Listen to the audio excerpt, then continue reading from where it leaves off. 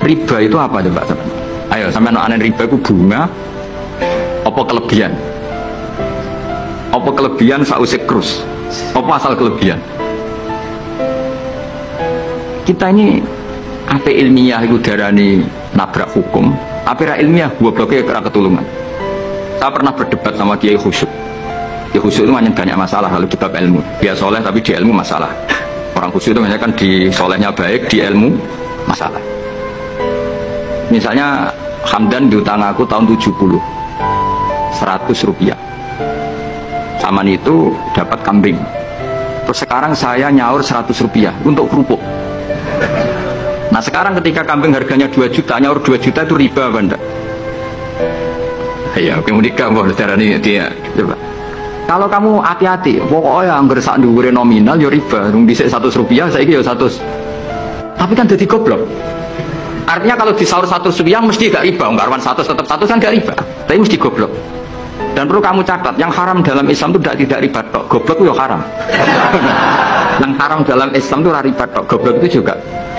Dina udzubillah. Jadi utama barang haram itu dina udzubillah. Naudzubillah minasyirki wal jahli, termasuk jahli itu. Coba sesuatu yang harus dihilangkan di dunia termasuk apa? Bodoh. Riba harus dilawan, bodoh juga harus. Kebetulan kita akrab, nggak perlu dilawan, bahaya ya. Kan melawan diri sendiri. Saya ingin, kalau bolak-balik nyelesaikan konflik nonton. Kemudian urusan kawin, riba. Karena kita ngadepi hukum sing rubahnya itu masya Allah. Ya kayak tadi, misalnya kue anut uang itu tidak turun. Darani goblok. Makanya kita ini jadi bingung kan kalau menghukumi utang piutang di masa lalu itu dikrus pakai apa? Ada ulama yang mengatakan dikrus pakai emas. 700 rupiah zaman itu kalau digramkan dapat berapa? Ya memang itu paling gampang. Sampai sekarang ya kita pun seperti itu. Misalnya, makanya untungnya pangeran itu luar biasa ya. Perangkat itu tetap ditetapkan sama Allah. Misalnya gini, ada orang konflik utang piutang di depan saya. Tak takoi pedet zaman itu gini pinten mbah. Zaman itu 700 Gus atau 3.000. Ya sudah kita tanya di apa itu? Di apa sajalah tanya yang ahli-ahli emas itu tahu. Zaman itu 700 rupiah atau 3.000 dapat emas sekian. Mau dak? Jadi Allah itu menyediakan perangkatnya. Enggak lah kalau kathah kanca akrab sing bakul emas. Jadi kalau akhirnya takut, cek iku golek referensi emas tahun 70 itu. 3.000 untuk gram. Ternyata ya untuk wakeh. Karena polanya sama, napa? Emas itu kan sama terus sampai ila yaumil ya. Makanya Bank Dunia pun buat bank maupun BI sampai sekarang acuannya tetap harga. Itu Allah Subhanahu wa taala. Allah itu zat sing maha pinter. Jadi nilai dolar, nilai rupiah gak stabil tapi harga emas tetap stabil. Artinya gini, kalau kita utang 1 juta zaman itu kok untuk emas 2 gram, 10 tahun kemudian ya sudah, pokoknya emas 2 gram. Meskipun sekarang harganya 4 juta. Paham ya? Jadi tetap Allah itu damel perangkat. Akhirnya kalau ya jadi ulama ya rapati bingung. Yus pokoknya kruse emas itu piro. Iki nak kowe anut aku. Mungkin sing mbok takoki aku. Nah nek anut aku ya aja takok aku. 30.000 ngajak neraka. Ya, maksudnya ini masih ngaji ini mboten. Lah mulane akhir ayat sing turun ku ayat den mbek ayat riba. Den yo mari riba, riba iku yo mergo den. Saiki sing utang ora masyarakat kok kiai sak santri-santri yo tukang. Mulane BPKB ini udah pinter-pinter. Makanya Nabi nanti ngendikan innamar riba finnasiyah. Ya innamar riba finnasiyah. Karena maksudnya riba itu normalnya memang gara-gara tempo. Makanya kalau suwun sinten mawon yang mencintai saya, usahakan sesuatu itu jangan nasihat. Kulon mboten sombong, kulon nganti saat ini belum pernah beli sesuatu kredit. Karena aku kiai. Maksudnya orang kok ngaramno kredit, aku kiai. Keruwetan kan? Kiai kok ditanggal. Lucu kan? Orang wedi akhirat tapi wedi tanggal. Misalnya mobilku kok kredit itu kan wedi tanggal. Lucu kan? Nah aku kan pantas orang pati kiai. Lucu kan? Tapi orang haram. Haramnya sama di mobil. Tapi nak iso nak kiai terutama wong alim. Nak kiai rapati alim rapopo. Nak kiai alim-alim kan iman. Karena beda ya fungsinya ulama sama kiai. Kiai itu orang soleh yang harus kita hormati. Seorang kiai itu orang soleh yang harus kita hormati. Tapi biasanya kan nggak pati totokan hukum. Nah, ulama itu pusing tenan. Utang itu di dalam Islam dibolehkan kalau sudah benar-benar keadaannya darurat. Sudah tidak ada solusi, tidak ada jalan, tidak ada yang bisa bantu, tidak ada yang bisa menolong. Akhirnya terpaksa dan hati-hati dari riba. Jangan terpaksa nanti beralasan, ya Allah saya terpaksa menggunakan pinjaman bank tapi riba. Pinjam 100 juta kembalikan 120 juta. Dosa besar. Ada orang minta sama saya amalan. Ada enggak amalannya supaya saya bisa mengatasi masalah hutang ini? Saya bilang mudah amalannya, jangan berhutang lagi. Udah. Saya punya uang 50 juta dari utang ke bank. Apakah boleh untuk pembangunan rumah pribadi? Saya kalau uang utang itu berbunga, utang kan tidak boleh berbunga. Saya sudah jelaskan pertemuan yang lalu ya. Berbunga berarti riba. Kalau dia berbunga berarti hukumnya haram, tidak boleh. Dan Anda kalau bangun rumah dari situ berarti membangun dari hal yang haram. Dan saya sudah bilang teman-teman sekalian, jangan lampaui kapasitas kita.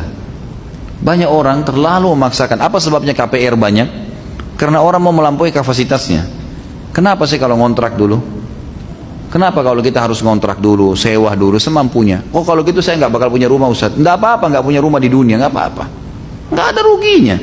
Kenapa kalau nggak punya rumah? Hah, tangan kita putus? Enggak kok. Jangan paksain. Lebih baik nabung uang daripada antum cicil tiap bulan. Nabung, buka rekening di bank syariah, masukin uang. Begitu terkumpul insya Allah baru bayar rumah. Cash, silakan. Lebih mulia, walaupun kecil misalnya. Karena kita mau melampaui kapasitas kita teman-teman sekalian. Akhirnya kita hutang. Dan tidak mau tahu lagi hutangnya dari mana. Berbunga atau tidak. Riba ini teman-teman. Saya sudah jelaskan pertemuan yang lalu. 1 dirham riba lebih berat daripada 36 kali berzina. Dikatakan dalam riwayat lain 1 dirham riba lebih berat daripada menzinai ibu sendiri. Ini berat ini. Kok bisa Anda tidak tersentuh dengan hadis seperti ini? Jangan lakukan. Tidak usah paksakan diri. Belum bisa beli kendaraan, naik kendaraan umum. Tidak apa-apa. Jangan malu. Nggak ada yang harus dimaluin gitu. Gitu kan?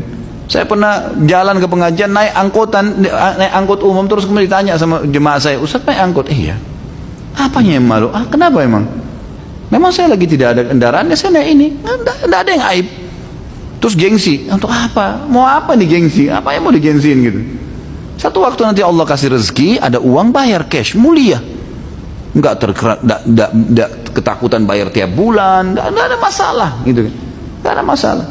Kata Nabi SAW, siapa yang bangun tidur sehat badannya, dia punya makanan hari itu, maka dia orang yang paling kaya. Itu luar biasa itu. Gitu kan? Jadi jangan paksakan diri melampaui kapasitas teman-teman sekalian. Akhirnya menyusahkan kita. Saran saya bagaimana? Kembalikan uang itu ke bank. Ini kembalikan, saya tidak jadi pinjam. Sabar, coba ikhtiar, bekerja, mulai nabung. Mulai nabung, mulai pelan-pelan. Hidupi, jalani kehidupan sesuai dengan kemampuan. Insya Allah, Allah maha melihat teman-teman sekalian. Allah maha mengetahui berapa banyak orang demi Allah yang pakai sepeda tahun lalu, tahun depannya pakai BMW, pakai Mercy. Banyak. Dengan kesabaran, dengan keteguhan. Allah kalau memberikan rezeki kepada orang, innallaha yarzuqu man yasha' bighairi hisab. Allah kalau berrezeki tidak ada hisabnya, nggak pakai kalkulator, nggak ada hitung-hitungannya itu kalau Allah. Nggak masuk di akal. Kalau datang sumbangan, datang dari Allah itu bantuan luar biasa. Antum cuma dibutuhkan untuk bertakwa. Itu saja. Coba deh komitmen dalam agama Allah. Kerjakan yang Allah perintahkan wajib atau sunnah dengan khusyuk, dengan benar. Tinggalkan yang Allah haramkan demi Allah, antum diberikan rezeki sama Allah. Banyak contoh lapangan. Sabar. Jangan buru-buru, jangan lampaui kapasitas, nggak perlu. Riba ini dosa besar yang diremehkan. Padahal kata Rasul sallallahu alaihi wasallam, dirhamun riba ya'kuluhu ar-rajul ashaddu min 36 zanyah. Kata Nabi alaihi salatu wasallam, 1 dirham riba yang dimakan oleh seseorang itu lebih dahsyat dosanya daripada 36 kali berzina. Antum bayangkan, orang melakukan riba santai. Dia seakan-akan kalau zina, na'udzubillah. Allah itu mengumumkan perang kepada pelaku riba. Mengumumkan perang bagi orang yang tidak meninggalkan riba. Maka jangan dianggap remeh riba. Dan Allah berfirman, yamhaqullahu riba wa yurbis sadaqat. Allah hilangkan berkahnya riba. Mungkin teman-teman bilang, emang kenapa Ustaz kalau riba? Apa masalahnya? Saya mau tanya teman-teman sekalian, mungkin tidak perlu saya jawaban semuanya, tapi tolong Anda jawab diri Anda sendiri. Apakah zina dosa besar? Sudah tahu ya kalau zina itu dosa besar ya? Sudah tahu ya? Oke. Zina dosa besar. Kenapa saya datangkan zina? Supaya teman-teman faham seberapa beratnya riba itu. Zina itu termasuk dalam 7 induk dosa besar. Bersamaan dengan riba juga. Bersamaan dengan durhaka sama orang tua. Bersamaan dengan sihir. Bersamaan dengan syirik kepada Allah. Berat sekali ya. Tapi zina itu ada level-levelnya. Level yang paling ringan adalah berzina orang, naudzubillah, sama pelacur.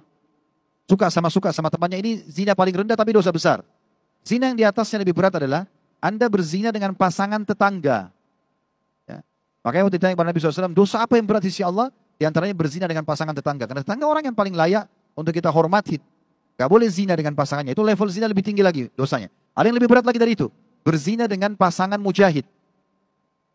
Suaminya lagi pergi perang, Anda datang goda istrinya lalu berzina. Sampai kata Nabi SAW, kalau ada orang yang menzinai istrinya mujahid, maka mujahid itu akan didatangkan hari kiamat dengan orang yang mengganggu istrinya, lalu disuruh ambil pahalanya yang mana saja yang dia mau. Lalu kata Nabi SAW, kira-kira menurut kalian, mujahid itu akan meninggalkan satupun pahala dari orang tersebut? Tanda tanya. Jawabannya tentu tidak. Dan yang paling berat dari zina adalah berzina sama mahram. Ibu sama anak, ayah sama anak, saudara sama saudara, ya, tante sama ponakan. Ini berat banget. Ya. Ini zina dengan mahram. Ini level tertinggi dari zina. Jadi kalau level-level zina itu ada tingkat-tingkat. Yang paling berat tadi zina dan mahram. Kita pindah ke riba. Apa kata Nabi SAW? Riba itu 73 level. 73 level dosanya.